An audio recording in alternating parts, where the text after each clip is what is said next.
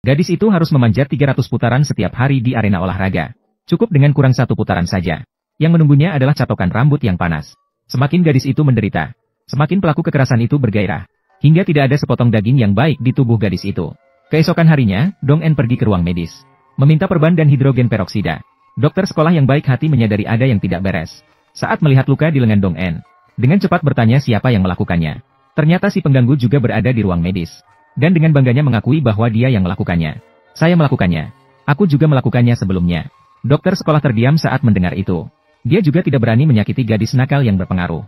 Dong En yang tidak punya pilihan datang lagi ke kantor polisi. Namun ibu dari si pengganggu sudah menyiapkan segalanya. Hasilnya, bukannya mendapat bantuan, malah membuatnya mengalami balasan yang lebih mengerikan. Untuk mencegah Dong En berteriak, bahkan membuat pria cabul menutup mulutnya. Tato di leher pria itu juga terukir dalam di hati Dong En. Menjadi bayangan yang tak terhapuskan. Kembali ke kamar sewa malam itu. Para pengganggu sekolah sudah menunggu di dalam kamar. Mereka membuka celengan Dong En dan menuangkan koin di atas meja. Itu adalah uang tabungan Dong En dengan susah payah. Para pengganggu mengancamnya untuk mendapatkan uang itu. Maka dia harus menari untuk menghibur mereka. Dia tahu konsekuensinya jika tidak. Begitulah. Bersamaan dengan musik dari ponsel, jeritan menyedihkan bergema di seluruh lorong. Keesokan harinya, Dong En kembali ke ruang medis. Namun dokter sekolah tiba-tiba mengundurkan diri.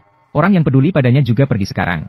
Dong En yang kecewa mencari guru untuk ingin keluar dari sekolah. Tidak disangka dia kembali dimarahi oleh guru. Hanya karena dia menulis kekerasan di sekolah sebagai alasan berhenti sekolah. Kemudian Dong En menggulung lengan bajunya dan menunjukkan luka. Namun guru tidak menganggap serius. Mengatakan bahwa selama tidak patah tangan atau kaki, itu bukan dianggap sebagai intimidasi terhadapnya. Dong En marah setelah mendengarnya dan menyebut pria itu hanya sebagai penonton. Namun tidak disangka kalimat itu membuat guru marah. Langsung menggulung lengan dan melepas jam tangannya. Dia menampar Dong En. Begitulah. Dong En dipukul beberapa puluh kali berturut-turut. Bahkan guru di sampingnya pun tidak bisa menghentikannya. Dan sisi lainnya, untuk mencegah hal ini mempengaruhi anaknya sendiri, orang tua siswa nakal menemui ibu Dong En. Memberinya sejumlah uang agar dia mengubah alasan berhenti sekolah. Ibunya Dong En belum pernah melihat begitu banyak uang. Tanpa ragu, dia menandatangani permohonan berhenti sekolah. Akibatnya, ketika Dong En pulang sekolah, pemilik rumah memberitahunya bahwa ibunya sudah pindah. Dan alasan drop out juga diubah menjadi tidak cocok. Adegan ini membuat Dong En hancur total. Dia kembali ke arena olahraga itu.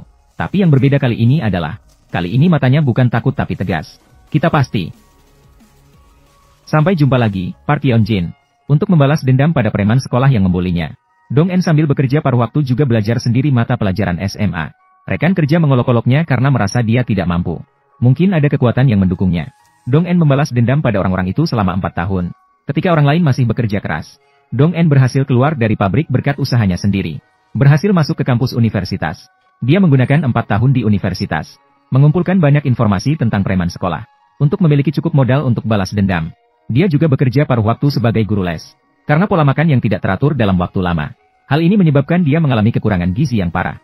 Beberapa kali pingsan di jalan. Beruntung dia dibawa ke rumah sakit oleh orang baik hati. Dan karena pingsan kali ini, dia bertemu dengan dokter magang Yo Ruseng. Sementara si pembuli di sekolah, Yan Sen, sekarang menjadi presenter cuaca. Dan menikah dengan seorang pengusaha terkenal di daerah itu. Dong En yang mendengar berita itu juga datang ke tempat kejadian. Saya sungguh-sungguh mengucapkan selamat menikah, Yan Sen. Tapi saya tidak siap. Maaf, saya tidak menyiapkan uang hadiah.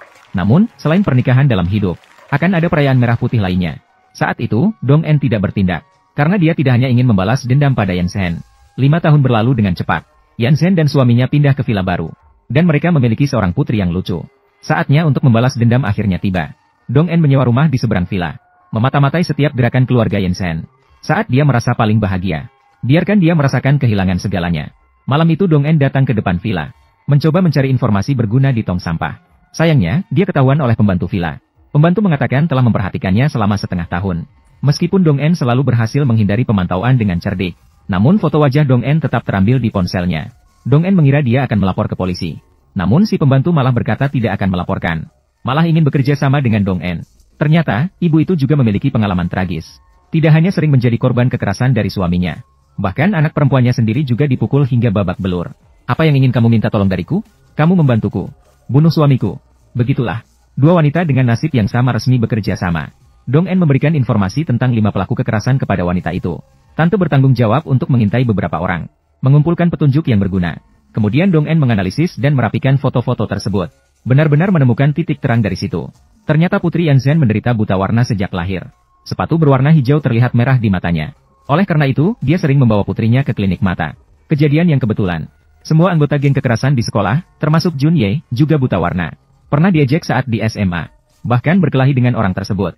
Menyadari bahwa buta warna adalah penyakit genetik, Dong En menjadi lebih yakin akan kecurigaannya. Keesokan harinya, Dong En pergi ke pusat perbelanjaan untuk membeli sepatu. Menarik perhatian seorang pria menjijikkan. Dia mendekati Dong En dan memberi salam. Saya San Minggu. Kamu ingatkan? Bagaimana mungkin Dong En bisa melupakan dia? Bahkan jika dia terbakar menjadi abu, dia tidak akan melupakan tato di lehernya. Namun pada saat itu, pria menjijikkan itu masih tidak menyadari. Pertemuan kali ini direncanakan oleh Dong En sendiri. Kemudian dia sendiri membantu Dong En memakai sepatu. Dia bahkan dengan sengaja menekankan bahwa ini adalah tokonya sendiri. Memberi Dong En kebebasan untuk memilih apa saja. Kemudian keduanya pergi ke kantor. Dong En bertanya apakah toko ini miliknya. Pria menjijik itu mengatakan bahwa ini hanya bisnis kecilnya. Namun sebelum kata-kata itu selesai, ketika Jun menelepon, menanyakan mengapa kamu tidak mengangkat telepon. Dia meminta kamu untuk membeli makanan anjing saat mengambil pakaian di laundry. Tidak disangka bahwa konfrontasi datang begitu cepat. Ternyata identitas aslinya hanyalah kaki tangan Jun. Melihat Dong En sekarang begitu cantik, maka dia ingin menonjol di depannya. Aku merasa dunia ini terlalu tidak adil. Saat aku menjadi guru, kamu membantu membeli makanan anjing. Mereka malah dapat mewarisi bisnis keluarga karena bertemu dengan orang tua yang tepat. Mewarisi bisnis keluarga dan membuka toko seperti ini. Jadi, betapa aku berharap segalanya di sini. Semuanya benar-benar milikmu. Kata-kata Dong En membuat pria cabul itu marah. Dia meminta Dong En untuk berbicara dengan hati-hati. Karena dia masih bisa memukul wanita sampai sekarang. Tetapi Dong En sekarang bukan lagi seperti saat dia sekolah. Dia sama sekali tidak takut dengan ancaman pria. Dia bahkan mengatakan bahwa dia bisa membuat tempat ini benar-benar menjadi miliknya.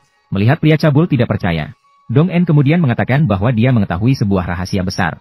Bisa bekerja sama untuk menjatuhkan Kwon Zaijun bersama. Kalimat ini membuat pria cabul itu benar-benar tergoda. Kemudian dia mengikuti petunjuk Dong En. Mengambil beberapa helai rambut dari tong sampah di rumah Kwon Zaijun. Menggunakan ini untuk tes DNA. Dapat menangkap Kwon Zaijun dan Yan Sen. Pria cabul bertanya mengapa Dong En tidak membalas dendam padanya. Malah ingin bekerja sama dengannya.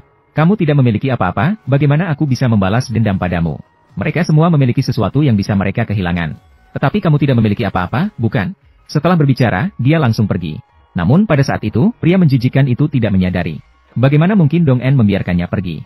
Orang yang pernah membawa keputusasaan tak berujung baginya. Aku tidak mengecualikanmu, Minggu. Bagaimana mungkin kamu tidak memiliki apa-apa? Kamu memiliki satu hal, nyawa. Namun sebelum itu, Dong En harus melakukan sesuatu. Yaitu mengajak senior perguruan tinggi minum. Dan senior yang tampak licik ini tidak lain adalah. Itu adalah putra guru yang dulu memukulnya. Mengingat perlakuan buruk yang dia terima, Dong En ingin segera membunuhnya.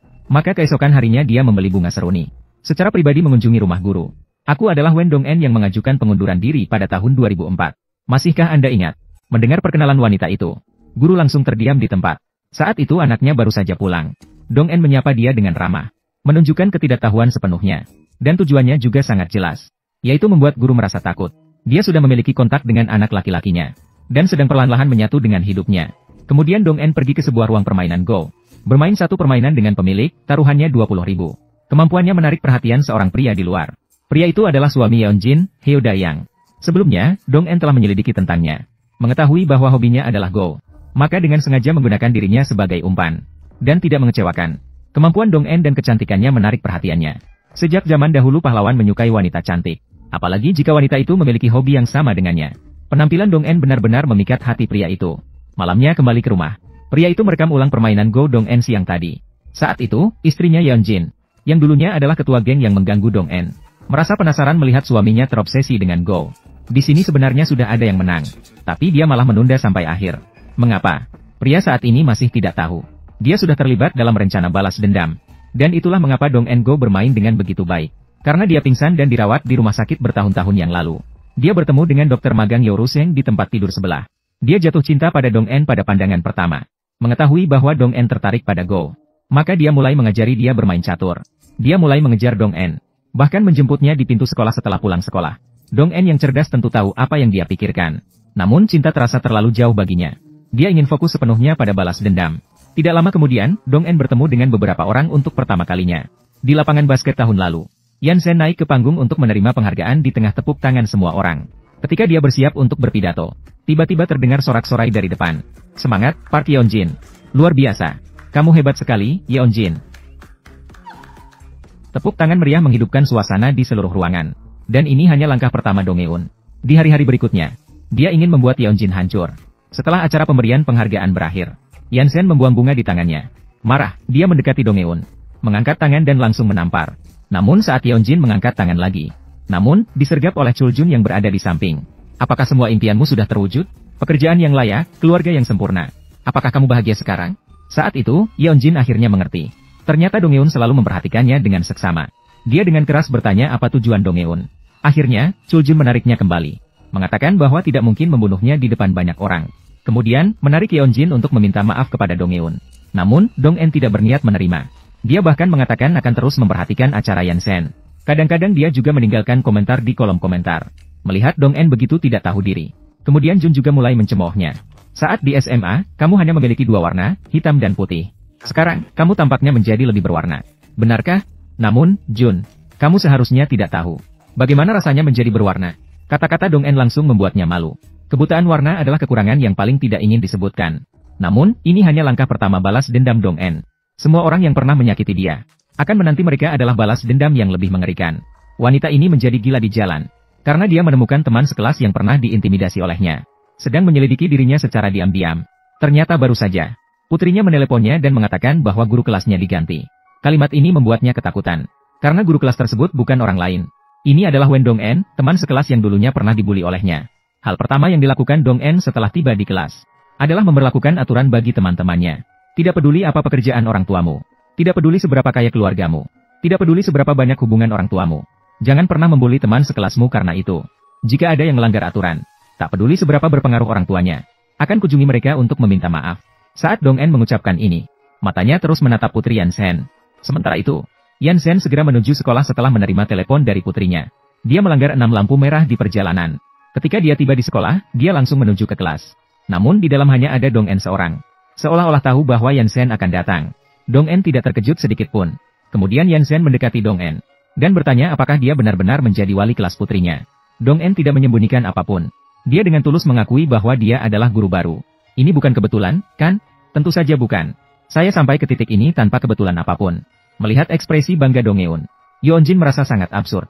Menganggapnya tidak tahu diri. Bahkan mengejeknya telah berjalan dengan susah payah. Dong-eun mengatakan bahwa awalnya memang sangat sulit, tapi sekarang terlihat cukup menyenangkan. Yeonjin yang marah bertanya mengapa dia tidak mati saja. Mengapa saya harus mati? Bahkan wanita jahat sepertimu pun hidup dengan baik. Mengapa saya harus mati? Karena saya hidup, kita bisa bertemu di sini. Terutama hari ini sangat menyenangkan. Selamat datang di arena olahraga saya, Yeonjin. Ucapan Dong-eun membuat Yeonjin marah setengah mati. Awalnya berencana untuk menakuti lawan. Namun ternyata malah mendapat kegagalan. Saat Yeonjin bersiap untuk pergi, dia menerima kabar bahwa kepala sekolah menengah telah meninggal. Dan guru kelas ini adalah guru yang mengalahkan Dong-en.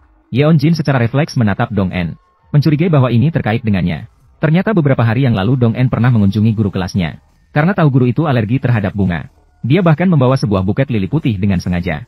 Hampir saja dia mengusir guru itu. Dengan marah, dia mengambil bunga dan melemparkannya ke arah Dong-en. Suara ribut menarik perhatian tetangga. Melihat keadaan, anaknya segera mendorongnya masuk ke dalam rumah. Kemudian menutup pintu dan meminta Dong-en untuk menjelaskan alasan. Dong-en tahu bahwa orang itu tidak bersalah. Namun, dirinya sendiri saat sekolah juga tidak bersalah. Dong-en mengatakan akan melaporkan tindakan ayahnya ke situs web resmi Departemen Pendidikan. Saat itu, kau akan mengucapkan selamat tinggal pada kariermu sendiri. Ucapan Dong-en membuat pria itu ketakutan. Untuk menjaga masa depannya, dia menghiasi ruangannya dengan berbagai macam bunga segar. Hanya ketika ayah benar-benar tidak ada lagi, masa depannya tidak akan terpengaruh. Tidak butuh beberapa menit, ayah terbaring karena tidak bisa bernapas. Ketika ambulans tiba, sudah terlambat. Saat itu, Yeonjin akhirnya takut, karena yang berdiri di depannya